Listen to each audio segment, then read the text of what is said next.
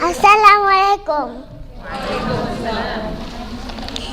I'm your little friend Fatima. Hello, Fatima. Today is Surah Rahman. It's a beautiful surah in the Holy Quran. أعوذ بالله من الشيطان الرجيم. بسم الله الرحمن الرحيم. الرحمن علم القرآن خلق الإنسان علمه البيان الشمس والقمر بحسبان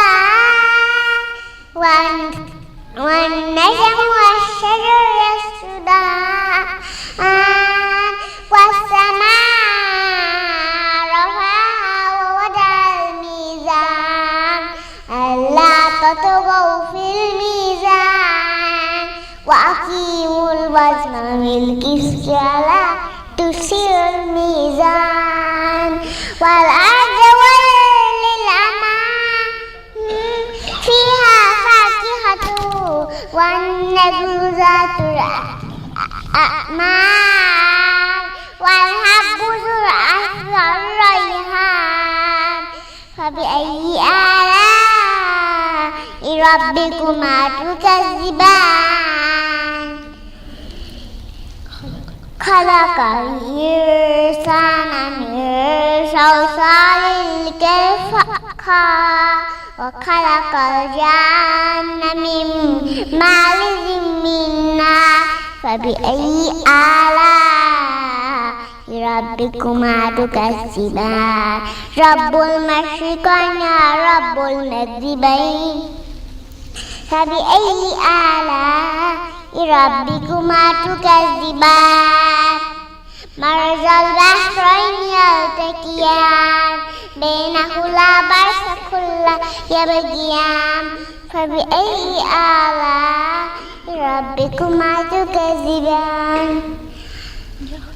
يخرج منها اللؤلؤ والمرجان فبأي آلاء ربكما تكذبان وله الجوار المنشآت في البحر كالأعلام فبأي آلاء ربكما تكذبان كل من عليها فان ويبقى وجه ربك ذو الجلال والإكرام صدق الله العظيم. Nobody ever said you guys like Surah Rahman. Come on, Fatima. My Allah bless you. Not alone We working. have a gift for you.